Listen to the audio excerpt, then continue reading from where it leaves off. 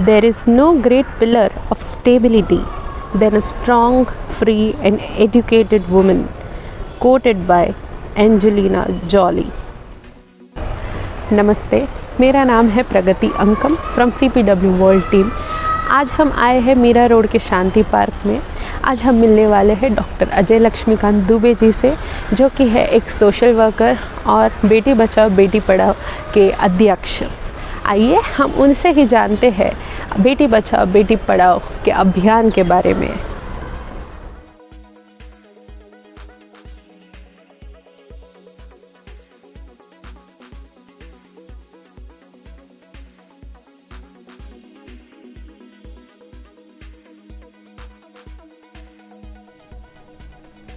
Hello Dubey ji, आपके बारे में हमें कुछ बताइए। नमस्कार, मेरा नाम अजय लक्ष्मीकांत दुबे है और मैं एक ड्राइव चला रहा हूं जिसका नाम है बेटी बचाओ बेटी पढ़ाओ चैरिटेबल ट्रस्ट। उस संस्था का, उस ट्रस्ट का मैं राष्ट्रीय अध्यक्ष हूं और एक बेटी बचाओ बेटी पढ़ाओ का संयोजक हूं मीरा भाईंदर का। और मैं पिछले 30 साल से मीरा भाईंदर में रहता हूं और इस NGO के माध्यम से हम लोग बहुत सारी ऐसे अवेयरनेस कैंपेन चलाते हैं। ओके, तो इस मोमेंट के बारे में हमें कुछ बताइए। मैं आपको एक स्टोरी बताता हूँ छोटी सी। मैं उत्तर प्रदेश से बिलोंग करता हूँ और वहाँ पे मैं हमेशा देखता था कि बच्चियों को लेके वहाँ के लोगों की जो मानसिकता होती है वो थोड़ा सा अलग दिखी मुझे और वो हमेशा मैं महसूस करता था। लोग बोलते थे अरे बेटी हो गई तो बोझ हो गई, बेटी तो दूसरे के घर जाने वाली है, या इसको तो दुनिया भर के ऐसे बहुत सारी ऐसी स्टोरी लोगों के मुंह से मैं इधर उधर सुनता रहता था।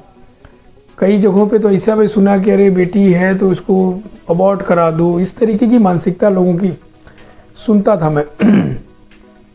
फिर 2005 में मुझे खुद को बेटी हुई, तो जब वो बेटी हुई और उसके साथ जब मेरा लगाव हुआ, मैं उसके साथ खेलता था, उसके साथ उसको फीड कराता था, उसकी मालिश करता था और उसका इतना लगाव मेरे से रहता था और मेरे घर में सभी की वो चहेती थी। तो मुझे लगा कि यार ऐसा मानसिकता लोगों की क्यों है। इसके बाद 2014 में हमारे देश के जो पंत प्रधान हैं आदरणीय श्री नरेंद्र मोदी जी, वो जब प्रधानमंत्री बने तो उन्होंने एक ड्राइव चलाई कि बेटी बचाओ और बेटी पढ़ाओ। तो उससे मैंने कनेक्ट किया मैं, यार ये जो अभियान है ये चूँकि मैं कई सालों से मेरे माइंड में चल रहा था, तो मुझे लगा कि नहीं यार इसको इस ड्राइव में मुझे अपना योगदान देना चाहिए। फिर मैंने उस संस्था उस बेटी बचाओ बेटी पढ़ाओ नाम को मैंने रजिस्टर किया, इस नाम से बेटी बचाओ बेटी पढ़ाओ चैरिटेबल ट्रस्ट, इस नाम से रजिस्टर किया और मैंने इसका एक अभियान, एक अवेयरनेस कैंपेन चलाना शुरू किया, जिसमें हमारे साथ बहुत सारे लोग, अलग अलग स्टेट से लोग हमारे साथ जुड़े।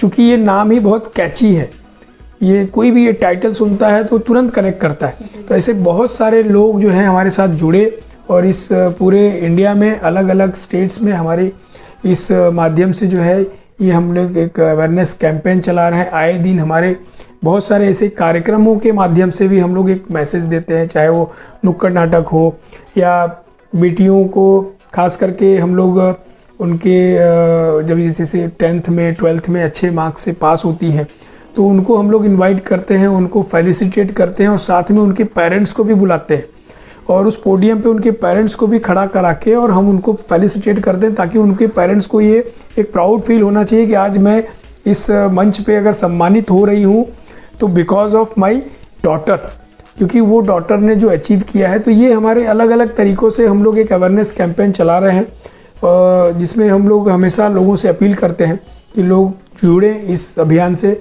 और हमारे इस अभियान को और भी ज़्यादा, हालांकि हमारे देश में ये एक बड़ी विडंबना है कि हम एक अभियान चलाना पड़ रहा है हमें बेटियों को बचाने के लिए, हालांकि ऐसा नहीं होना चाहिए, लेकिन फिर भी हम लोग इस लड़ाई को लड़ रहे हैं। जैसा कि आपको मैं बताऊं कि अभी हरियाणा में या राजस्थान में या और भी ऐसे बहुत सारे स्टेट्स हैं जहाँ पे औरतों लड़कियों का रेशियो कम हो गया है, पुरुषों के कंपैरिजन में औरतों का रेशियो कितना कम हो गया है, उसका सबसे बड़ा रीज़न यही है कि भ्रूण हत्या। लोग बेटी पैदा नहीं करना चाहते लेकिन बहू चाहिए, लोग बेटी नहीं पैदा करना चाहते लेकिन उनको माँ चाहिए। तो भाई आप अगर ऐसे ही जब बेटियों को मारोगे तो बेटी मतलब बहन कहाँ से पाओगे, माँ कहाँ से लाओगे, बीवी कहाँ से लेके आओगे। तो ये मानसिकता जो है, आपको मैं बताऊँ, हरियाणा का एक केस है जिससे प्रधानमंत्री मोदी जी भी प्रेरित हुए। हरियाणा के एक सरपंच ने इस माहौल को देखते हुए उन्होंने एक ड्राइव चलाई, सेल्फी विद डॉटर। तो सेल्फी विद डॉटर में मतलब उनका ये था कि आप अपने डॉटर के साथ एक पिक्चर क्लिक करो, सेल्फी लो और उसको सोशल मीडिया पे डालो ताकि उससे एक अवेयरनेस कैंपेन चले। और लोग उसका वो अभियान इतना चला, उस अभियान से प्रेरित होके प्रधानमंत्री मोदी जी ने ये एक नारा लगाया कि बेटी बचाओ और बेटी पढ़ाओ। और उसमें जो हमारे कई ऐसे स्टेट्स हैं जहाँ पे रेशियो का, अभी हरियाणा के लोग जो है वो अलग अलग स्टेट में जाते हैं अपने बच्चों की शादी करने के लिए, वहाँ से बहू लाते हैं लेकिन अपने स्टेट में बच्ची पैदा नहीं होने देते। ऐसा दुनिया भर के ऐसे बहुत सारे केसेस हैं। तो उस ड्राइव को जो है हम लोग चला रहे हैं ताकि ये जो मेल का और फीमेल का जो रेशियो है वो इक्वल होना चाहिए, ताकि हमारे समाज में महिलाओं का जो है कि भाई 50% उनका एक कंट्रीब्यूशन होता है, मुझे लगता है उससे ज़्यादा होना चाहिए, क्योंकि महिलाएं आज किसी भी मामले में कम नहीं है। और उसका एक एग्जांपल आप हैं कि जो आप यहाँ पे एक बेटी के तौर पे, आपको भी अगर आपके पेरेंट्स ने नहीं अगर ऐसा सोचा होता तो आप इस मुकाम पे नहीं होते कि आज आप कंधे से कंधा मिला के समाज में चल रहे हो और आप अपने आप को प्रूव किया है। तो ऐसे हमारे सभी पेरेंट्स जितने भी हैं, खास करके औरतों को मैं ये संदेश देना चाहूँगा कि औरतें अगर नहीं चाहें ना कि उनका अबॉर्शन हो, या औरतों को ये चीज़ दिमाग में बिठानी चाहिए कि आपके पेट में जो भी है, लड़का है लड़की है, उसको धरती पे आने का पूरा अधिकार है। खास करके लड़की है तो उसको पैदा करो, उसको पढ़ाओ लिखाओ। बहुत सारे ऐसे लोगों की मानसिकता है, अरे लड़की हो गई तो अभी इसकी शादी कैसे होगी, इसको दहेज देना पड़ेगा।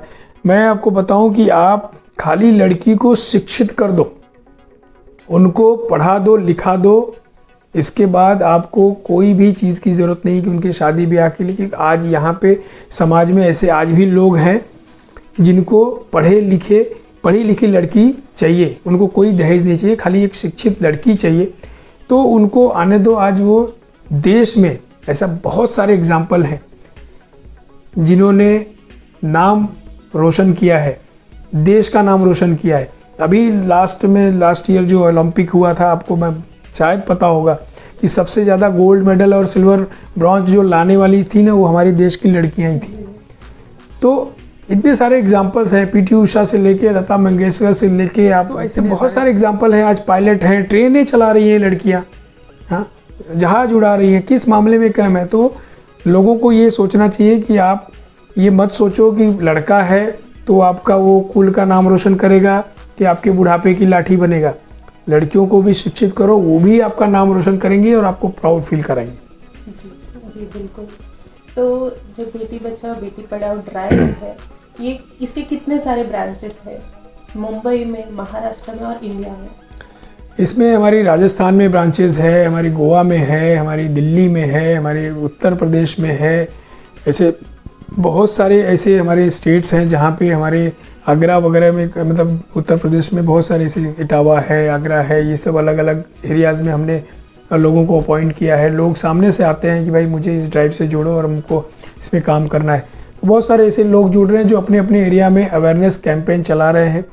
और उसमें अगर उनके इर्द गिर्द में कोई एक बंदा भी अगर उनकी इस अवेयरनेस कैंपेन से अगर उसको एक मानसिकता उसकी अच्छी हो जाती है तो ऐसा लगेगा कि प्रधानमंत्री मोदी जी की जितनी भी मेहनत है वो हम लोग के लिए मतलब सफल हो गई।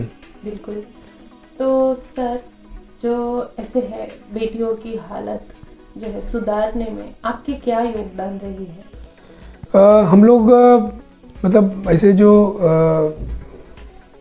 आदिवासी एरिया वगैरह होती है वहाँ पे हमने कुछ बच्चियों को अडॉप्ट किया हुआ है जिनका पूरे साल का फीस उनका वैक्सीनेशन, उनका स्कूल का फीस है, स्कूल बैग है, बुक्स है, और खाने पीने के जो वो चीज़ें, वो सारी चीज़ों का हमने जिम्मेदारी ली। अभी फ़िलहाल तो कोविड की वजह से स्कूल्स बंद है, इसके पहले का हमारा वही टास्क था। और ऐसे जगहों पे जो वाकई में नीडी है, आज जिस शहर में हम लोग रहते हैं, मुंबई शहर सक्षम है और यहाँ पे उतनी समस्याएं नहीं है कि बच्चे को लोग भ्रूण हत्या कर रहे हैं या उनको पैदा करके उनको पढ़ने लिखने नहीं दे रहे। हर कोई उनको पढ़ा रहा लिखा रहा है, लेकिन कुछ ऐसे आदिवासी एरियाज़ में ऐसी फैमिलीज, ऐसे लोग हैं जो अफोर्ड नहीं कर पाते, तो हम लोग कोशिश करते हैं कि उनको कहीं से भी अरेंज करके कुछ भी, और हम उनको मदद करें ताकि वो बच्चियां जो हैं पढ़े लिखे। ऐसे बहुत सारे लोग हैं, तो हम लोग इस चीज़ को कराते हैं अपने माध्यम से। ओके, तो ऐसी जो बच्चियां हैं जिनको आप रेस्क्यू करते हैं, उनका जो फुल एजुकेशन, जो भी उनका पालन पोषण का फंड है, वो आप कहाँ से आपको? देखो, हम लोग ना बच्चों को रेस्क्यू मतलब कहीं से हम उठा के तो लाते नहीं हैं। जैसे कोई स्लम एरिया है, जो अंडर प्रिविलेज बच्चे हैं, जिनको वो पढ़ना चाहते हैं लेकिन उनके पेरेंट्स की कैपेसिटी नहीं है, तो उनके लिए हम लोग खुद, हमको गवर्नमेंट से कोई फंड नहीं आता है कि भाई हमको कहीं से कुछ फंड आवे तो वो फंड हम उनको जनरेट करा सके। तो हम लोग आपस में ही कंट्रीब्यूट करते हैं कि भाई थोड़ा सा तुम दे दो, थोड़ा सा तुम दे दो, और हम लोग वो चीज़ को लेके और हम लोग उनको पहुंचाते हैं। और कोशिश हमारी ये रहती है कि बच्ची की फ़ीस जो है वो भरी जाए और उसको प्रॉपर शिक्षा दीक्षा मिले। कई जगहों पे हम लोग असफल रह जाते हैं क्योंकि बहुत सारे टाइम पे ऐसे मदद नहीं मिल पाती हम लोग को, जो हम लोग वहाँ पे नहीं, लेकिन जितना हो सकता है हम लोग कोशिश करते हैं कि वो उनकी फ़ीस वगैरह भरी जाए और वो पढ़े लिखे। तो जैसे कि आप इतने नेक काम कर रहे हैं, तो समाज में ऐसे बहुत सारी कठिनाइयों का आपको सामना करना पड़ता होगा, नहीं? तो आप वो कठिनाइयाँ हमारे साथ शेयर करना चाहेंगे? हाँ, बहुत सारी। जैसा कि मैं बताया कि अभी सपोज़ अगर कोई ऐसी बच्ची, ऐसी कोई फैमिली का रिक्वायरमेंट आ गया कि भैया हमको हमारी बच्ची की फ़ीस भरनी है, वो फ़ीस नहीं भरी है इसलिए उसको आगे की पढ़ाई नहीं मिल रही है या उसको स्कूल में बैठने नहीं दिया जा रहा है, तो उस समय जब हम लोग कोशिश करते हैं कि भाई उनकी फ़ीस का अरेंजमेंट कहीं से करके दें, और जब वो चीज़ें नहीं हो पाती हैं तो हमको बहुत तकलीफ़ होती है। उस समय ऐसा लगता है कि यार काश कहीं से अगर कुछ ऐसा हो सके तो हम उसको, तो ऐसी बहुत सारी कठिनाइयाँ हैं। चाहे अभी बीच में हम लोगों ने एक क्या बोलते हैं, एक अपाहिज एक बच्ची थी जिसको पैर उसके ख़राब हो गए थे, तो उसके लिए एक रिक्वायरमेंट आई थी, तो हम लोगों ने उसको एक जयपुर का एक फूड आता है उसके लिए हम लोग अरेंज करके दिए। ऐसे बहुत सारी हम लोगों ने, जहाँ पे कोई बच्ची को ऐसी साइकिल की रिक्वायरमेंट थी, कुछ भी ऐसा छोटा मोटा रहता है हम लोग अरेंज करके देते हैं। कोई बड़ी रिक्वायरमेंट आ जाती है तो उस समय बहुत स्ट्रगल करना पड़ता है उस चीज़ को अचीव करके और हमको वहाँ पे पहुँचाना। तो बहुत सारे ऐसी बच्चियाँ हैं जो छूट भी जाती हैं। तो चाहूँगा कि इस वीडियो के माध्यम से अगर आप का कोई भी ऐसा जो है देखेगा इसको, तो अगर वो चाहे तो हेल्प इसमें कर सकता है, हमारी मदद कर सकता है, उन बच्चियों की मदद कर सकता है, क्योंकि आप जो भी देंगे वो आपको ट्रांसपेरेंसी से हम बताएंगे कि वो चीज़ कहाँ पे गई है और आपको उसका पूरा ब्यौरा आपको मिलेगा। ओके, तो आप महिलाओं के लिए क्या संदेश देना चाहेंगे? महिलाओं के लिए मैं यही संदेश दूंगा कि नारी शक्ति है महिला, और उसको, उसके अंदर जो एक व्हील पावर होता है उसको वो पहचाने, और समाज में जो है मेहनत से, अपने काबिलियत से आगे आए, काम करे, और उनके लिए पूरा समाज जो है उनको इस चीज़ के लिए उनका स्वागत करेगा। और ख़ास करके जो हमारी आने वाली जनरेशन है लड़कियों के लिए, वो मैं महिलाओं को बोलूँगा कि महिलाएं जो है अगर वो चाह जाएं खुद कि हमारे समाज में लड़कियों का पूरा एक रिस्पेक्ट होता है और उनको धरती पे आना है, तो अगर वो चाह जाएं तो ये भ्रूण हत्या जैसी जो समस्या है वो ख़त्म हो जाएगी। और हम लोग का जो ये नारा है कि बेटी बचाओ, वो हम लोग का नारा जो है वो बंद हो जाएगा। और जहाँ तक रही पढ़ाने की बात, तो आज की तारीख में हर कोई आदमी जो है अपने बच्चे को कैसे भी करके एजुकेशन तो देता ही है, तो उसमें कोई दिक्कत नहीं है। सबसे बड़ी समस्या है बेटी को बचाने की, तो ये जो है महिलाएं जो है ये उनका इसमें सबसे बड़ा रोल रहेगा। अगर वो चाहेंगी तो ये समस्या हमारे समाज से, हमारे देश से ख़त्म हो सकती है। ओके, तो मीरा रोड में, खास करके मीरा रोड में जब से ये कैंपेन चालू किया है तो क्या फ़र्क दिखा है? बहुत फ़र्क पड़ा है। बहुत सारे ऐसे समस्याएं जो थी, बहुत सारे ऐसे पेरेंट्स थे जिनको ऐसा थोड़ा सा भी लगता था, लेकिन आज वो इस ड्राइव को, ऐसा नहीं मैं बोलूँगा कि मेरी ड्राइव से ही वो बहुत फ़र्क पड़ रहा है, ये ऑल ओवर इंडिया में ये मुहिम चल रही है। और कहीं ना कहीं जैसे टीवी में देखो आप, कहीं भी बोर्ड पे, बैनर पे, हर जगह बेटी बचाओ का ये जो अभियान चल रहा है, तो उससे लोग जो है ना, बहुत सारे लोग अवेयर हो रहे हैं और उसमें बहुत लोगों का फ़र्क पड़ा है। मैंने जैसा बताया कि पुरुष का और महिलाओं का जो रेशियो था, वो रेशियो में भी अभी बहुत फ़र्क पड़ा है। ये लॉकडाउन में थोड़ा सा फिर से अब यहाँ की सरकारें किस तरीके से उसको ले रही हैं, क्या कर रही हैं, लेकिन फ़र्क तो बहुत पड़ा है। ओके जी। तो सरकार, भारत सरकार की ओर से बेटियों के लिए क्या क्या सुविधाएं हैं, क्या क्या स्कीम्स है? बहुत सारी स्कीम्स है। अगर आप बेटी बचाओ की साइट पे जाके आप देखेंगे तो बहुत सारी ऐसी योजनाएं हैं सरकार की तरफ से जो उसका लाभ ले सकती हैं। जैसे कि अभी एक छोटी सी बात बोलूँ तो मैं, कोई भी महिला अगर प्रेग्नेंट होती है, उस दिन से लेके डिलीवरी तक का उसको पूरा विटामिन्स है, उसका वैक्सीनेशन है, वो सारी चीज़ें जो अंडर प्रिविलेज है उनको फ्री मिलता है सरकारी अस्पतालों में। इसके बाद उनको जब बच्चा या बच्ची खास करके अगर पैदा होती है तो उनको एक अमाउंट भी मिलता है, मतलब सरकार की तरफ से उनके पालन पोषण के लिए। तो ऐसी बहुत सारी सुकन्या योजनाएं, ऐसा बहुत सारी योजनाएं हैं जो लोगों को थोड़ा डीप जाके इसमें पता करेंगे तो उसका लाभ ले सकते हैं। ओके। तो लड़कियों के माता पिताओं के लिए आपका क्या संदेश है?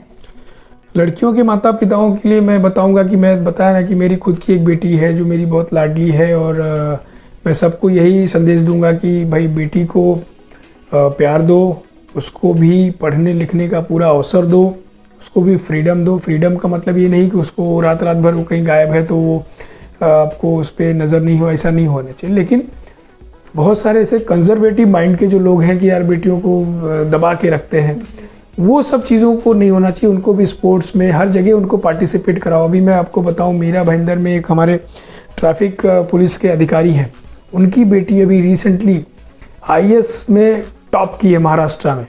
सोचो, अभी हम लोग जाके हमारे संस्था के माध्यम से हमने उनको फेलिसिटेट किया, और वो पूरे मीरा भाईंदर के लिए हमारे गौरव की बात है। बहुत साधारण सिंपल फैमिली है, लेकिन उसको उनके पेरेंट्स ने पढ़ाया लिखाया, और जब वो प्रैक्टिस करती थी और जो फील्ड में उसको जब जाके गोला फेंकना या जो भी एक्सरसाइज वगैरह होता था तो लोग हंसते थे कि लड़की होके इससे ये सब करा रहे।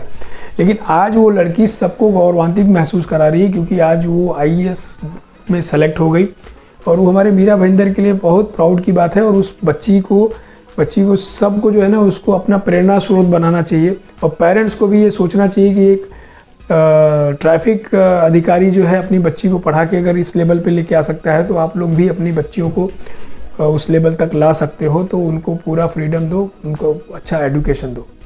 जी, बहुत बढ़िया। तो अगर किसी को आपसे जुड़ना है तो वो कैसे आपसे जुड़ा जा सकता है?